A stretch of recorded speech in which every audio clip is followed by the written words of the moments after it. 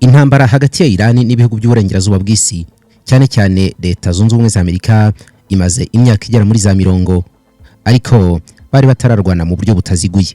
Mu kwezi kwa 11 2025, ubwo Israel yateraga Iran, maze Leta Zunze Ubumwe za Amerika zikinjira mu ntambara, amaso yose yahindukiriye muri Iran.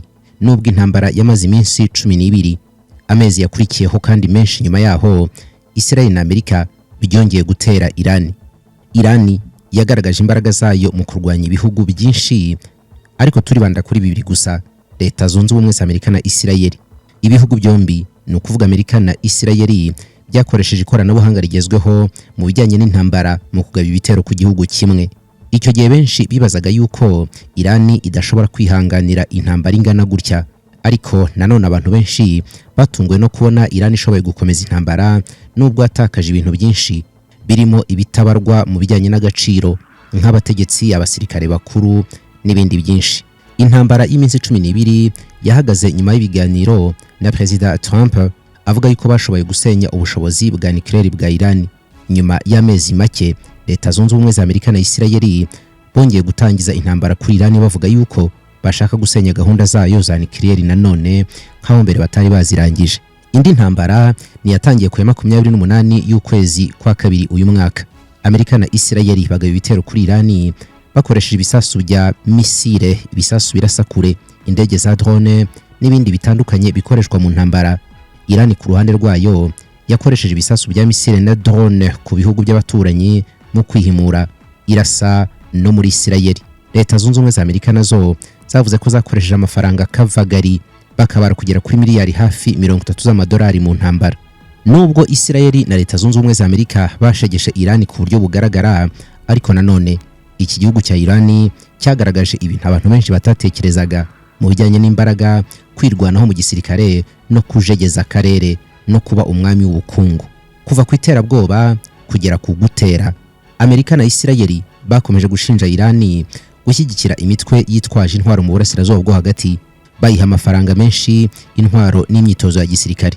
Ayo matsinda ku isonga ni Hezbollah, imitwe y'abahuti bo muri Yemen na Hamas yo muri Gaza. Iran na Israel bimaze igihe kinini cyane biri mu ntambara, ariko ntabwo byari mu buryo buziguye. Iran yagaragaje ubushobozi bwayo bwo kwirwanaho ku ntwaro zigezweho, cyane cyane indege zidatwarwa n'umupilote za Israel, ndetse no kwibasira Israel mu bitero. Kugeza ubu ngubu nta gihugu cyashoboye kugaba ibitero mu kirere cya Israel nka Iran.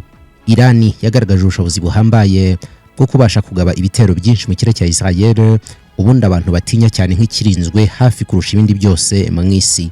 Ikoranabuhanga mu ntwaro za gisirikare n'indi ngingo Iran yagaragaje ku rwego mpuzamahanga. Iran izwiho gukora intwaro ikoresheje ikoranabuhanga rihambaye rigezweho, nka misile zirasa kure n'izirasa hafi, hamwe n'intwaro za nucleaire. Leta Zunze Ubumwe za Amerika zakomeje gushyira Iran ku gitutu, bavuga yuko igomba guhagarika gahunda ya nucleaire, ikibazo cyateje umwuka mubi kugera n'uyu munsi. Iran kandi yashoboye gukora ibisasu byayo bya misile ndetse n'indege za drone z'ubwoko bwa Shahid 136 nshyashya, zari zigamije kubuza ibitero by'intambara kandi zigakora ibishoboka byose zikagenda ibirometero byinshi bigera ku 2500. Nubwo izi drone zitagira umuvuduko mwinshi, ntabwo zishobora kugaragara mu ikoranabuhanga rya radar kubera ko zigendera hasi cyane. Ikindi cyagaragaye cyatumye Iran yubahwa ni ibitero yakoze mu bihugu byo mu kigobe. Mbere y'uko intambara itangira, Iran yari yaburiye yuko niramuka itewe izibasira ibindi bihugu byo mu burasirazuba bwo hagati. Iran yatangiye kwibasira ibirindiro byinshi bya gisirikare by'abanyamerika biri mu karere mu bihugu byo mu kigobe, ihera muri Qatar, ijya muri Emirati Zunze Ubumwe z'Abarabu, ijya muri Arabia Saudite, ijya muri Iraq, Yordania na Kuwait. Ni ibitero byibasiye ibibuga by'indege, amasosiyete y'ingufu n'amahoteli yo muri ako gace. Hari ubwoba bw'uko intambara isesuye muri ako karere ishobora kuvuka mu gihe ibyo bihugu bizagira uruhare muri iyo ntambara. Iran ishimangira yuko ibirindiro bya gisirikare by'abanyamerika bigomba kuvanwa muri ako karere byanze bikunze. Iran kandi mu bindi yagaragaje ni imbaraga z'igisirikare cya leta ya Kisilamu zari zimaze igihe kinini cyane zitazwi. Ubwo intambara ya Amerika na Israel yatangiraga mu kwezi kwa kabiri, intego nyamukuru kwari gukuraho ubutegetsi bw'igihugu no kubuhatira kwishyira mu biganza by'abanyamerika na Israel, cyane cyane nyuma y'icwa ry'umutegetsi w'ikirenga Ayatollah Ali Khamenei n'abandi bategetsi bakuru bafatwaga nk'abakomeye. Irani yagaragaje ubushobozi bwo kwihanganira intambara no kwiyomora ibikomere vuba vuba ndetse no gushyiraho abandi bayobozi bashya kandi bwangu. Ntibagaragaza yuko igihugu cyagize ikibazo cyo guhinduranya abategetsi cyangwa se ubuyobozi. Irani kandi yanavuze yuko izakomeza kwirwanaho ikirinda umwanzi mu buryo bwa gisirikare bushoboka bwose. Politiki ya Leta Zunze Ubumwe za Amerika muri iyi ntambara yari igamije guca intege ubuyobozi bw'igihugu. Ntabwo yagize ikintu igeraho mu by'ukuri. Abantu benshi batekereje ahubwo yuko Irani yatsinze urugamba rwo kwirwanaho kubera ko gahunda ya Amerika kwari ukuzimya ubuyobozi bwa leta ya Kiyisilamu no gushyira hasi Irani yari isanzwe izwi muri ubwo buryo igahinduka igihugu gisanzwe kigendera ku mahame y'Abanyamerika. Ntabwo ariko byagenze. Byatumye ibintu bya gisirikare Amerika isanga bitashoboka, ihitamo gukoresha ibiganiro bya diplomasi. Nta muntu watekerezaga yuko Irani yakwihambira ku kugenzura umuhora wa Hormuz unyuramo hafi 20% by'ibicuruzwa byose bya peteroli ndetse na gazi. Ubundi mbere yuko intambara itangira, ni abantu bake cyane bari bazi iby'umuhora wa Hormuz, ni na bake bari bazi akamaro kawo mu bijyanye n'ubucuruzi mpuzamahanga. Ariko kuva Irani yawufunga, ako gace karamenyekanye bidasanzwe. Naha mu Rwanda n'abahinzi borozi badukurikirana bya politiki cyane bawitaho cyane, nyuma yuko igiciro cya lisansi cyazamutse n'ibikomoka kuri peteroli muri rusange. Ibitoro ndetse na gaze bisaga 20% by'isi binyura muri uyu muhora kugira ngo bigere ku masoko mpuzamahanga. Ibikoresho by'ingenzi nk'imiti, ibiryo, ifumbire, imyambaro n'ibindi byinshi nabyo binyura muri aka gace. Irani yavuze yuko izakomeza kugenzura uwo muhora. Trump yakangishije yuko ashobora kugaba ibitero bikomeye cyane kuri Irani nidafungura uwo muhora, ariko Irani yica amatwi yanga kubyumva. Nyuma y'uko Pakistan ibaye umuhuza hagati y'ibihugu byombi, yemeranije guhagarika imirwano no gufungura iryo rembo rigera ku nyanja. Ubuhanga mu bya diplomasi ni ikintu abantu batakekeraga Irani yagaragaje cyane muri ibi biganiro. Iyi leta ya Irani yagaragaje yuko ifite imbaraga mu kuganira no kurengera inyungu z'igihugu kandi biciye muri diplomasi. Leta Zunze Ubumwe za Amerika na Isirayeli birifuza yuko Irani ihagarika kugenzura umuhora wa Hormuz kandi igahagarika n'ibikorwa byayo byo gutunganya ingufu za nucleaire. Irani ntabwo yari yiminwa, yasubije yuko itazahagarika gutunganya izo ngufu kubera yuko ibikora hagamijwe ibikorwa by'iterambere ku baturage ndetse ngo n'uburenganzira bwa leta yigenga gutunganya izi ngufu. Ubutegetsi bwa Trump nta ntambwe bwateye mu biganiro biyobowe n'umuhuza Pakistan, ariko iki gihugu kiracyakomeje kugerageza guhuza ibihugu byombi biri mu ntambara. Mu by'ukuri abantu benshi bamenye yuko Irani atari agafu k'imvugwa rimwe, yaba mu bijyanye n'ibiganiro, kwirwanaho nk'igihugu, gusimbuza ubutegetsi, kuguma gukora ibyo abaturage bakeneye no mu gihe cy'intambara, no guikizera abaturage yuko igisirikare cyayo kizaguma kurinda igihugu. Ariko mbere yuko dusoza, ndagira ngo twongere twibutse neza abategetsi Irani yabuze cyangwa yatakaje mu gihe cy'iminsi 81 intambara imaze kugeza ubu. Muri Canada abantu benshi barakora ngo bubake ubuzima bw'ejo hazaza kandi bwiza, gusa bake muri abo niwe usanga bateganyiriza izabukuru. Mu gihe bahuye n'impinduka z'ubuzima, impanuka zitunguranye, kubura akazi, indwara zidakira n'ibindi, usanga bigorana cyane.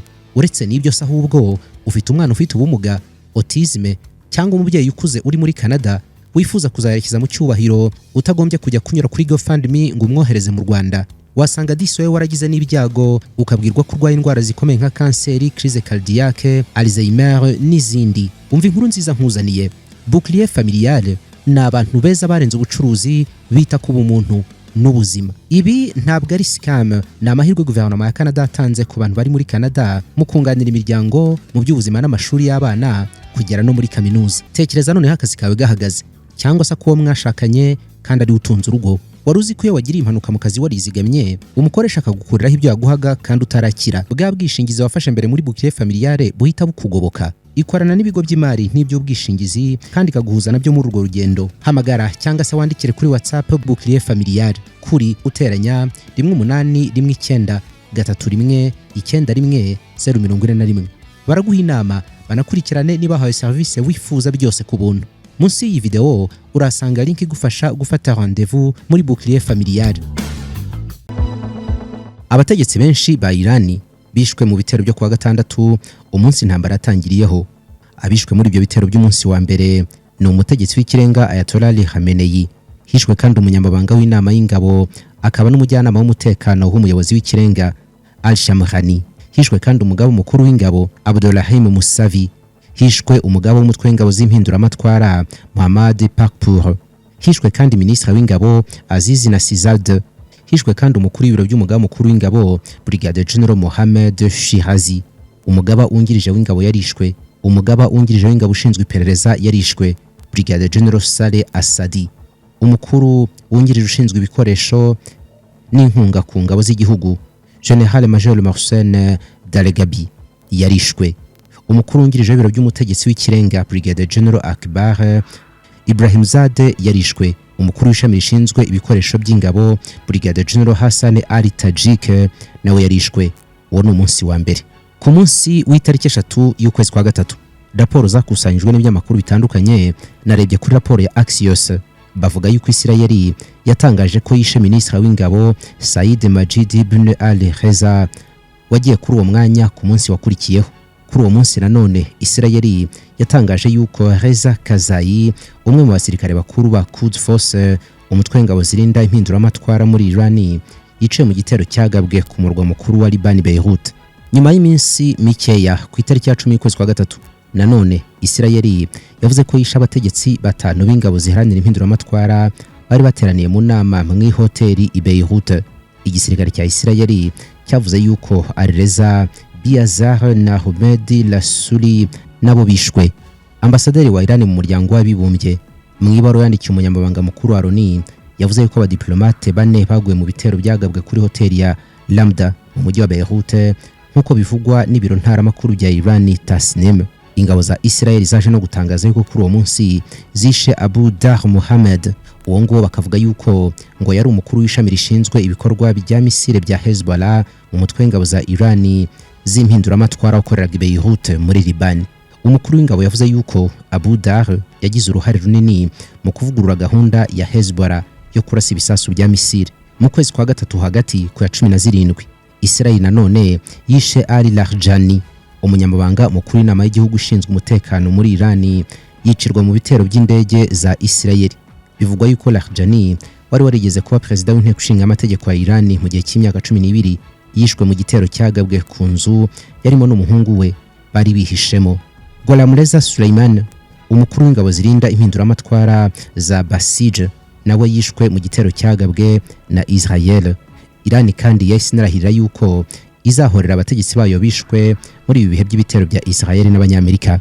Bukeye bwaho nanone Israel Katz, ni minisitiri w'intebe wa Isirayeli, yavuze ko Isirayeli yishe minisitiri w'umutekano wa Iran Ismail Katib mu gitero cyabaye nijoro. Mu itangazo rya Bwana Katz bati minisitiri w'umutekano wa Iran Ismail Katib yishwe mu ijoro ryo kwa kabiri. Israel iturupfu rwa Katib rushobora kutagarukira aho ngaho, kubera ko abategetsi ba Israel bazakomeza kwibasira abakuru ba politiki n'igisirikare muri Iran. Kwica abategetsi bakuru ba Iran biri mu bintu byari biraje ishinga Israel n'abanyamerika mu gusenya ingufu n'ubushobozi byose by'igihugu ndetse no gushyira igihugu hasi mu buryo bwihuse. Igitekerezo cya Israel ko ari uko abayobozi bose bamara kugera hasi gusenya igihugu bizihuta, ntabwo ariko byagenze. Abasesenguzi bavuga yuko kwica abategetsi bakuru byarushijeho guha akanyabugabo abasirikare barwana ku nkiko z'igihugu no guhangana mu ntambara isa n'ahari ukwiyahura, ni ugupfa cyangwa se gukira, abandi bakabikora nko kwihorera.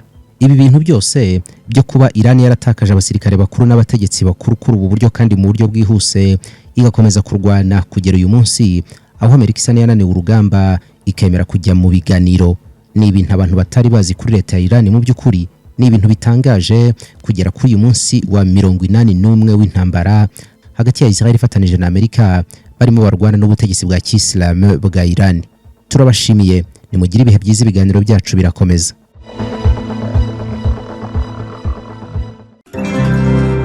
Umunsi w'ibirori uregereje, ibintu byose biri ku murongo, gusa hasigaye ikintu kimwe gusa: umwambaro wawe ukeye kandi ukunyuze n'uwabazaguherekeza. Inshuti zawe nazo zirakubaza ahantu zakuri cyangwa cya danje kubera ko zirakwemera uri indorerwamo yabo. Rekeraho rero kwirirwa ubaza umuhisi n'umugenzi ngo nakurangira aho wakura costume nziza, amashati n'inkweto cyangwa indi myenda ukeneye. Dore urutoki rwanjye ndagutungira Golden Fashion, niwe mufatanyabikorwa wawe mu kwambara neza, yaba imyenda n'inkweto by'ibirori, ibyo kwambara mu kazi, ibyo muri weekend, yewe na bamwe bakenera imyenda n'inkweto byo kujya kuri terre mu kazi. Nababwira iki? Karibu muri Golden Fashion wihitiremo ibikunogeye. Dukorera mu nyubako ya Tedemir mu ruhande rwo hepfo imbere yo kwandamage. Urabona icyapa cyacu kinini cya Golden Fashion, cyangwa uduhamagare kuri 0788 35 91 85 cyangwa kuri 0788 253. Karibu muri Golden Fashion.